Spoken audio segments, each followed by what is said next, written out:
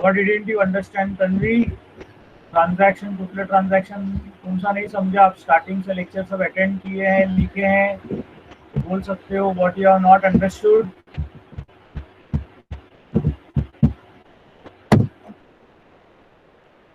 You will have to watch the earlier videos. Page number 84 homework वाला. कौन सा transaction नहीं समझा आपको?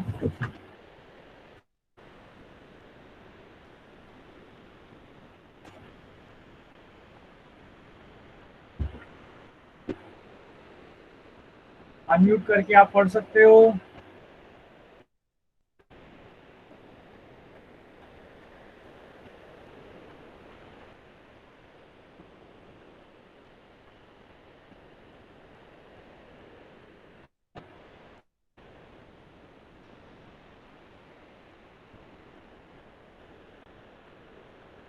Yes, Tanvi, I am waiting for your doubt.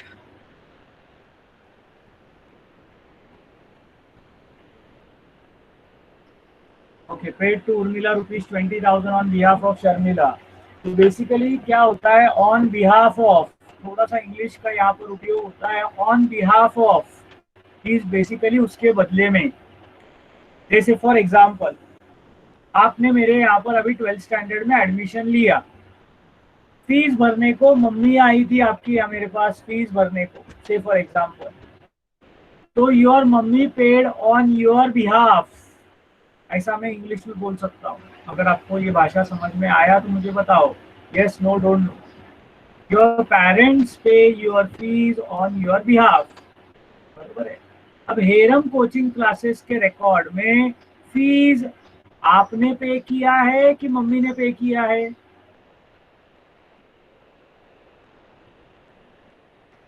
मेरे बुक्स ऑफ अकाउंट्स में नाम किसका आएगा?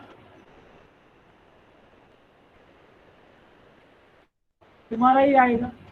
भले ही मम्मी ने पे किया हो, तन्वी का पे किया रहेगा, तन्वी का आएगा. तो जब भी on behalf of somebody we pay, तो जिसके बिहाफ में पेमेंट होता है उसका नाम दिया जाता है. तो पेड टू भले उर्मिला हो, लेकिन ऑन बिहाफ ऑफ शर्मिला दिया है, तो एक्चुअली पेमेंट उर्मिला को मिला कि शर्मिला को मिला?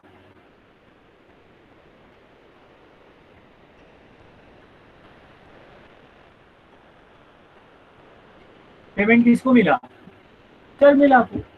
तो एंट्री क्या बनेगा? शर्मिला को पेमेंट मिला तो Sharmila's account debited to cash account. Understood?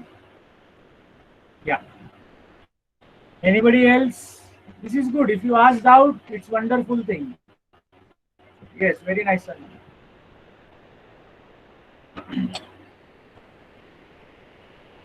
अच्छा लगा आप लोग पढ़ाई कर रहे हो. पढ़ाई करने वाले बच्चे को डाउट आता है, ऐसा जनरली बोला जाता है. Today we will complete two very simple aspects. One, what is called as GST. Have you heard this word GST before, friends? क्या आप लोगों ने GST ये शब्द पहले कभी सुना है क्या? Yes, very good. सब लोगों ने सुना हुआ है, काफी अच्छी बात है. कहाँ सुना है? कोई एग्जाम्पल दे सकता है क्या?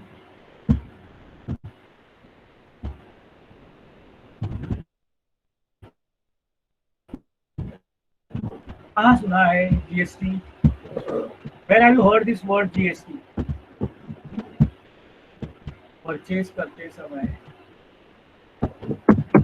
तुम परचेज कर रहे हो यानी दुकानदार सेल कर रहा है, यानी it is applicable at the time of purchase as well as at the time of sale. सामान खरीदते वक्त और सामान बेचते वक्त, दोनों टाइम पे जीएसटी इन्वॉल्व हो सकता है. परचेज करते समय जो जीएसटी इन्वॉल्व होगा, परचेज करते समय जो जीएसटी इन्वॉल्व होगा, इसको हम लोग बोलते हैं इनपुट जीएसटी. और जो सेल के साथ एसोसिएटेड है उसको बोला जाता है आउटपुट जीएसटी. और एक खास बात आपको, transaction wise GST on purchase as well as sale. Purchase के वक्त इनपुट जीएसटी जो है it is always debited purchase के साथ, और आउटपुट जीएसटी सेल के साथ इज ऑलवेज क्रेडिटेड।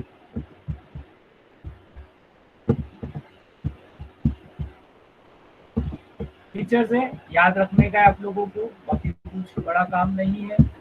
परचेज के वक्त इनपुट जीएसटी ऐड होगा, सेल के वक्त आउटपुट जीएसटी ऐड नहीं, सॉरी डेबिट होगा, और यहाँ पर क्रेडिट होगा। दो बातें आप लोगों को जो समझ में आनी चाहिए, ठीक है। नाउ और एक बात आपको याद रखना है, जीएसटी जो है इट इज पेएबल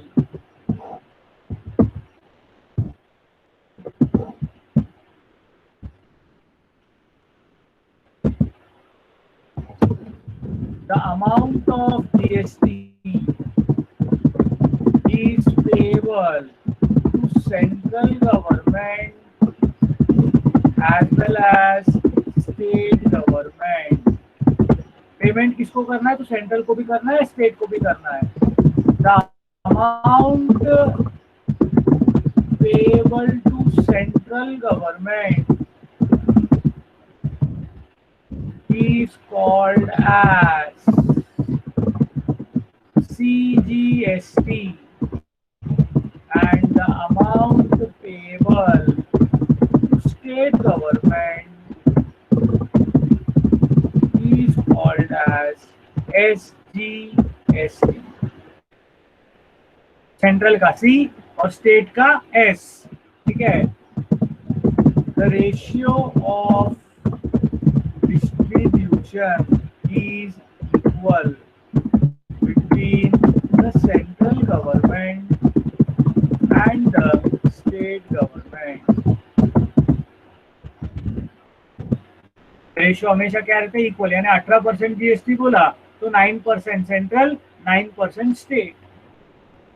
परचेज के साथ इनपुट सीजीएसटी डेबिट होगा, सेल के साथ आउटपुट सीजीएसटी क्रेडिट होगा। जिसे आपको याद रहेगा, क्वेश्चन नंबर 1 में हमको आया था, purchase computer of ₹30,000 at 18% GST. तो मेरे दोस्तों, अगर हम लोगों ने कंप्यूटर परचेज किया तो पहले नॉर्मल एंट्री सोचने का, कंप्यूटर परचेज किया तो क्या जनरल एंट्री पास करते हैं हम लोग, जरा मुझे लिख के बताओ, what is the entry for purchase of computers.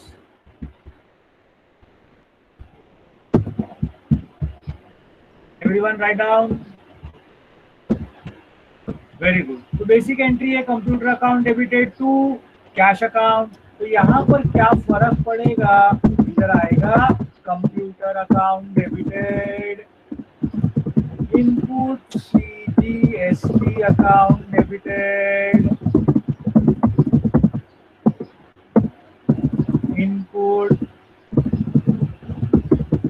SGST account debited to cash account. तो हम लोग को कंप्यूटर के साथ 18% को इक्वली 9% में डिवाइड करने का। तो 30,000 का 9% अगर हम लोग कैलकुलेट करेंगे तो आएगा 2,700, इसका भी आएगा 2,700।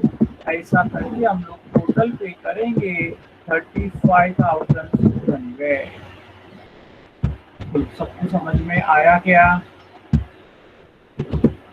अगर हम लोगों को परचेज दिया है तो इनपुट सीजीएसटी और इनपुट एसजीएसटी दोनों भी डेबिट होगा। तो परचेज के वक्त input GST is debited, sale के वक्त output GST is credited.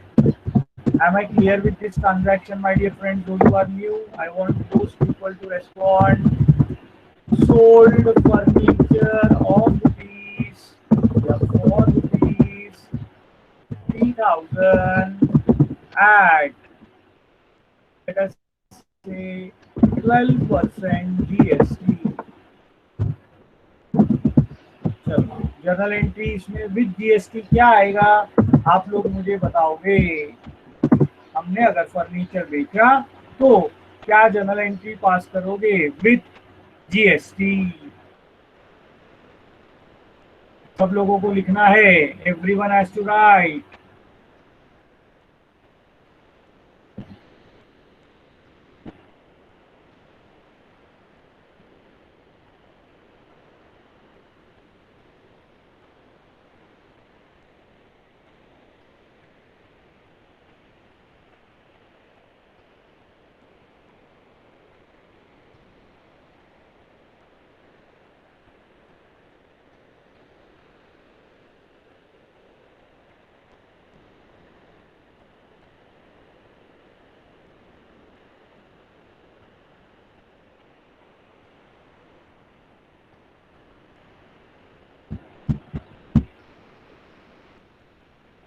Yes, yeah, very good. So it will be cash account debited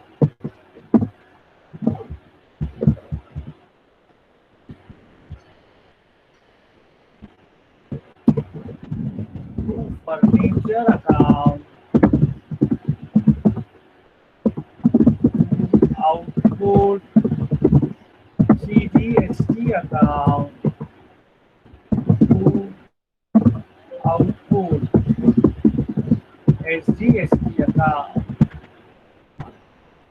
Correct.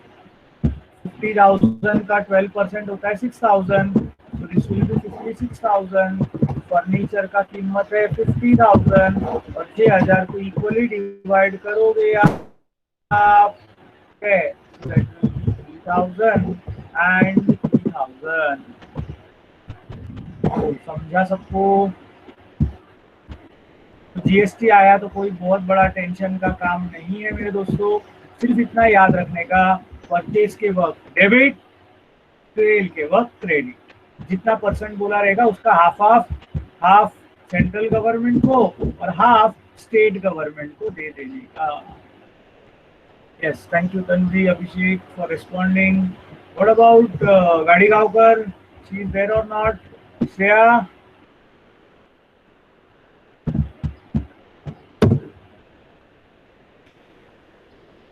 Shreya join नाही झाली वाटते आज? आहे, ओके, कीप रेस्पॉन्डिंग बेटा, so that I can also understand you are a part of this system. Okay, आज का second important discussion जो हम लोगों को बात करना है, और कोई नया है दोस्तों? Anyone who has not attended the lectures earlier and is attending now? ऐसा कौन है?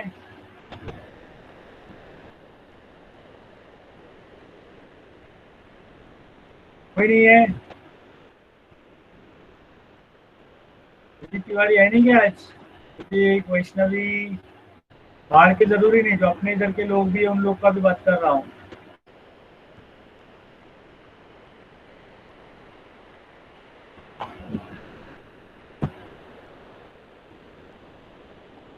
ठीक है, इसमें था, fine, great. Next important thing that we have to understand or revise is something called as discount. Discount मांगना इंसान की फितरत है, मैं हमेशा बोलता हूँ। ये अकाउंट्स का लॉजिक नहीं, ये बेसिक बातें हैं जो लाइफ में हमेशा हर इंसान के साथ होती है। आप सामान खरीदने को जाते हो तो नेचुरली जो भाव में बोला तो वो भाव में खरीद के नहीं आते, आप थोड़ा बार्गेनिंग करते हो कि भाई साहब थोड़ा कम करो ना, पहचान वाला है, रोज आता है, मैं मेरे को जरा तेरा थोड़ा देख के थोड़ा तो पैसा कम कर, बोलते हो कि नहीं? Yes, no, don't know? हर इंसान, मतलब वो कितना भी अमीरी और गरीबी का इसके साथ कोई संबंध नहीं होता है, वो एक आदत होता है कि अपन एक दुकान में जाके, एक दुकानदार ने समझो कपड़े का कीमत 200 रुपया बोला तो अपन बोलेंगे 180 में देना, उसने 2,000 रुपया बोला तो अपन बोलेंगे 1,800 में देना। वही कपड़ा हो सकता है, मतलब अपन 1,800 भी देने को तैयार होते, लेकिन 200 में मिला तो 200 पूरा देके नहीं लेंगे, 180 रुपया करने की कोशिश करेंगे। That is discount, very very simple. Discount means any kind of allowance, any kind of reduction in price is called as discount.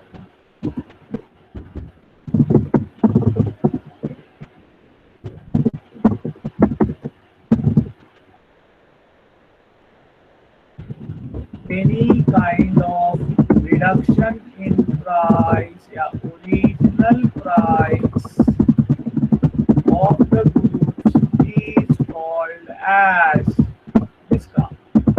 क्यों डिस्काउंट देने का? उसके कई सारे कारण हैं. पहला कारण हो सकता है, अभी मेरे पास क्लासेस में एडमिशन लेने को आते हैं ना लोग, बहुत सारे कारण बोलते हैं. पहिला कारण बोलते सर पर्सेंटेज बघा किती पर्सेंट मिळाले याला, चांगली टक्केवारी मिळाली, थोडं तरी कमी करा. कोई आके बोलते सर हिचा भाऊ बहीण तुमच्याकडे 10 वर्ष अगोदर शिकून गेला, थोडे पैसे कमी करा. कोई बोलताय सर मी आर्मी मध्ये होतो, थोडा कमी करा. कोई बोलताय सर मी पण शिक्षक आहे, तुम्ही पण शिक्षक आहात, थोडा थोडा कमी करून घेऊ आपण. कोई बोलताय की मी पण कोळशेवाडीमध्ये राहतो, तुम्ही पण कोळशेवाडीमध्ये राहता, थोडे पैसे कमी करा. कोई बोलताय माझे वडील तुमच्या वडिलांना ओळखायचे म्हणून कमी करा. कोई बोलताय आता आम्ही आलोय तर थोड़ा तरी कमी करा. क्यों कम करने का लॉजिक ही नहीं है, ऐसा कोई स्टैंडर्ड ही नहीं है कि क्यों कम करने का. कुछ भी आके कोई भी आके ऐसा भी बात कर सकता है. फायदे वाली बात है ना, किसको पैसा कम हुआ तो अच्छा नहीं लगता है. मैं किसी को गलत नहीं बता रहा हूँ, मैं बता रहा हूँ आदमी कम करने का कारण ढूंढता है, उस कमी को हम लोग बोलते हैं डिस्काउंट. डिस्काउंट सबको समझा क्या?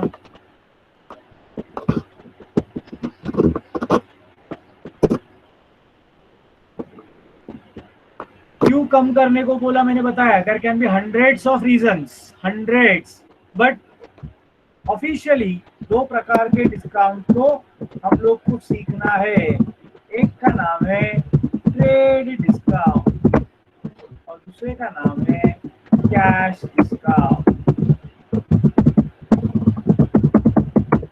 क्या क्या है? Trade discount and cash discount. So what is trade discount and what is cash discount? We will first understand. बहुत important है और एग्जाम में बहुत काम करते हैं. The discount allowed or received due to bulk purchase or sale of goods is called as trade discount. आप लोगों को अच्छा, आप लोग भी अपने क्या बोलते हैं एकेडमिक लाइफ में ये करते हो कि अगर आपको एक पेन खरीदना है, एक पेन, तो आप अपने लोकल बाजू में जाके स्टेशनरी शॉप से खरीद के लेके आते हो. लेकिन अगर आपका पप्पा बोलता है या पेरेंट्स बोलते हैं कि एक एक घेऊन तसं पण सगळं हरून आणतो, एक काम कर, 1 डझन पेन घेऊन घे. फिर दोस्तों आप लोकल दुकान में जाके एक पेन अगर 10 रुपए में खरीदते हो तो क्या 12 पेन 120 रुपए में खरीद के आओगे क्या? नहीं. आप जाके बोलोगे 12 देना. मतलब आप ज्यादा क्वांटिटी खरीद रहे हो, इसीलिए भाव कम करने के लिए जो आप डिमांड करते हो. सामने वाला भी बोलता है ठीक है, एक एक पेन बेचने से अच्छा अगर कोई मेरे से 12 पेन खरीदता है, मैं 1 रुपया कम कमाएगा, 1 रुपया कम कमाएगा, लेकिन मेरा पूरा माल एक साथ बिक रहा है, मेरा पैसा जल्दी मार्केट में घूमना चालू होगा तो मेरे को चलेगा. इसीलिए we are having wholesale price, we are having retail price. कुछ मार्केट्स खास होलसेलर्स के लिए होते हैं जहां पर आपको एमआरपी से कम भाव में चीजें मिलती है. क्या आपको ये बात पता है क्या? तुम अगर होलसेल मार्केट में जाके बोलोगे एक पेन दिया, तो बोलेगा भाई इधर से, नॉट अलाउड. वो लोग रिटेल में बेचते ही नहीं है, वहां पर quantity is very very important. तो वो जो थोड़ा बहुत वैल्यू प्राइस कम करते हैं, क्यों करते हैं? क्योंकि तुम लोग बल्क में खरीद रहे हो.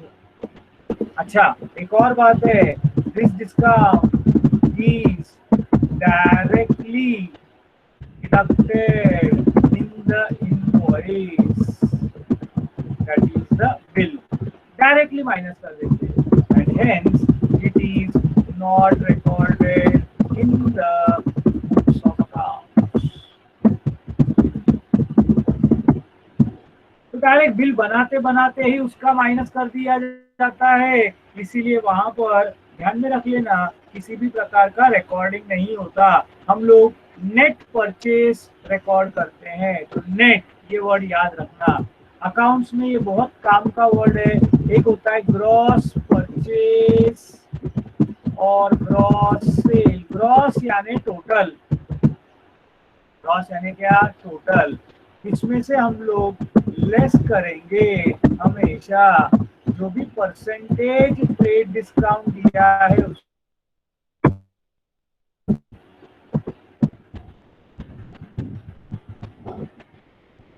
हमको मिलेगा नेट परचेज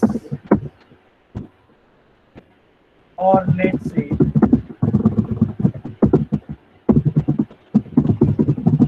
परचेज में भी होगा, सेल में भी होगा। सब लोगों को ये वाला फॉर्मेट वर्किंग नोट का समझ में आया क्या?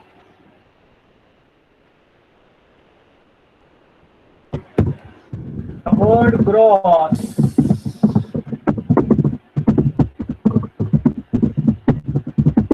means total. The word gross means total, and the word net means actual. मैंने बोला एक पेन हम खरीदने को जाते हैं 10 रुपए में, तो 12 पेन का 120 रुपया होता है, लेकिन हम दुकान में जाके बोलते कि 12 पेन खरीद रहे हैं, हमको थोड़ा पैसा कम करो। तो वो जो कम करता है, समझो 10% कम किया, यानी हमको 120 रुपए में से 12 रुपया डिस्काउंट मिला, और वो बोलते चल 108 रुपए में लेके जा। तो ऐसे टाइम पे 120 रुपए को ग्रॉस परचेज बोला जाएगा, द टोटल अमाउंट। उसमें 10% यानी 12 रुपया कम करके 108 रुपए में अगर हमको मिलता है, तो 108 रुपए को नेट परचेज ऐसा बोला जाएगा। तो gross means total and net means actual. Clear with everybody? Understood? और एक इंपॉर्टेंट बात है, trade discount is allowed in cash transaction as well as credit transaction। यहाँ पर ये नहीं देखा जाता है कि आप अभी पैसा देने वाले हो कि बाद में, यहाँ पर सिर्फ देखा जाता है कि तुम ज्यादा क्वांटिटी खरीद रहे हो इसलिए डिस्काउंट। इसलिए इसका और पैसे का कोई संबंध नहीं है।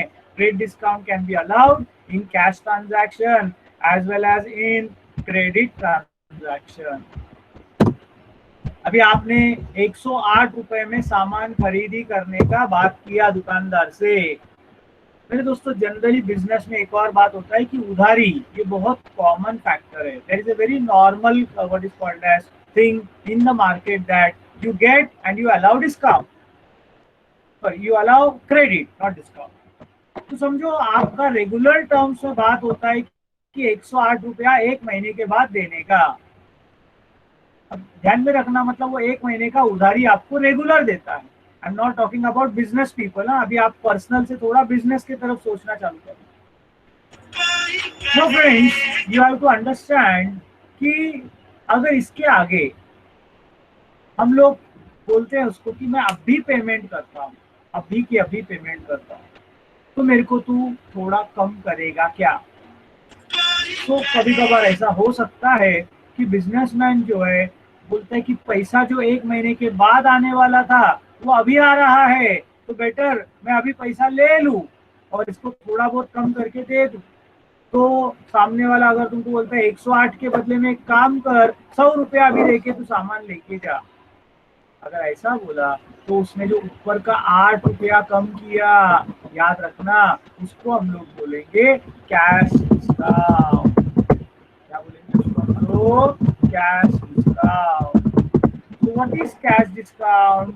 Cash discount it is a discount.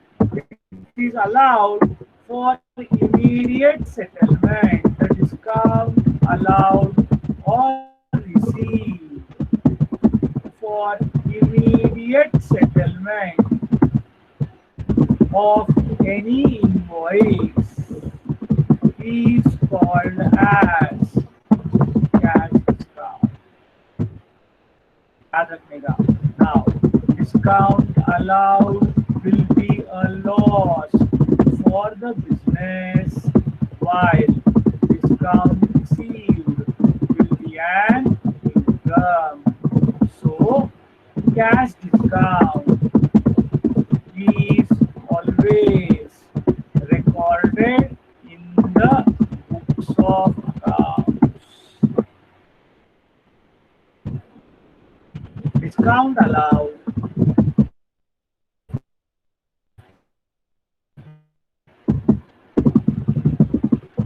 is an expense and hence it will be. क्या होगा अगर मैं बोल रहा हूँ कि कैश डिस्काउंट हमारे लिए एक्सपेंस है तो बोलो क्या होगा. It will be always debited की credited. It will be always debited. खर्चा है. Why? Discount received account is an income and hence it will be credited in the books of accounts. इसका वर्किंग नोट बनाते वक्त हम लोग कैसा working note बनाएंगे इसका ये भी आप लोग समझ लो. यहाँ पर हमेशा भी विल राइट नेट परचेज और नेट सेल. समझो नेट परचेज लिखा. नेट परचेज किया तो हम लोग परचेज करेंगे तो पैसा देते हैं. परचेज किया तो पैसा देते हैं तो हमको डिस्काउंट मिलेगा. पैसा देते वक्त डिस्काउंट मिलता है. डिस्काउंट रिसीव और जो आएगा उसको आप बोलोगे कैश पे.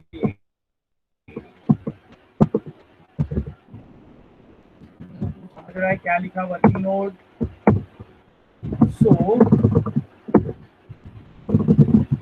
the journal entry in the books of accounts will be. Purchase किया हमने तो हम बोलेंगे परचेज अकाउंट डेबिटेड. मेरा एग्जांपल आपको याद रहेगा तो 108 रुपए में हमने परचेज किया टू कैश अकाउंट. पैसा दिया लेकिन बोला 100 रुपीज. बाकी 8 रुपया जो है वो आएगा डिस्काउंट. देखो बहुत सिंपल है मेरे दोस्तों. कैश डिस्काउंट का एक ही बात याद रखने का. कैश डिस्काउंट तो कैश के साथ में डिस्काउंट है. कैश मिलते वक्त रिसीव होते वक्त डेबिट होता है तो कैश के साथ डिस्काउंट भी डेबिट होएगा और कैश क्रेडिट होते हुए डिस्काउंट भी हमेशा क्रेडिट ही होगा. थोड़ा सा आपको टाइम लगेगा मैं जो बोल रहा हूँ समझने को. तो पहली बार लेक्चर सुन रहे बट अगर आप मेरी बातों को फॉलो करोगे तो you will be in a better position. ये वर्किंग नोट सब लोगों को समझा क्या. जो जहां पर तुम्हारा ट्रेड डिस्काउंट का वर्किंग नोट खत्म होता है उसके आगे कैश डिस्काउंट का वर्किंग नोट चालू होता है. तो दिस इज लेट अस से एग्जांपल 1. एक बार एग्जांपल लिखता हूँ कोशिश करता हूँ तुम लोग इसको समझो. Receive cash rupees 4,700 from Ram in full settlement of rupees 5,000. मेरे दोस्तों अगर ऐसा दिया है वर्ड आ गया फुल सेटलमेंट तो समझ जाने का उधर डिस्काउंट. फुल सेटलमेंट यानी डिस्काउंट रहेगा. हमको राम नाम के व्यक्ति से 5,000 रुपया मिलने का था. राम से कितना मिलने का था 5,000. मिला कितना सिर्फ 4,700. तो बोलो डिस्काउंट कितना. बोलो फ्रेंड्स डिस्काउंट कितना हुआ रहेगा. Yes very good Shreya.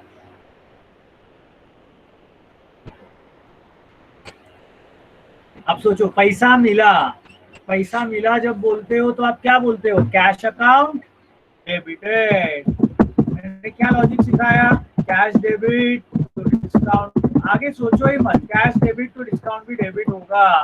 To Ram's account, cash मिला 4700, डिस्काउंट आया 300, so Ram's account credited for 5.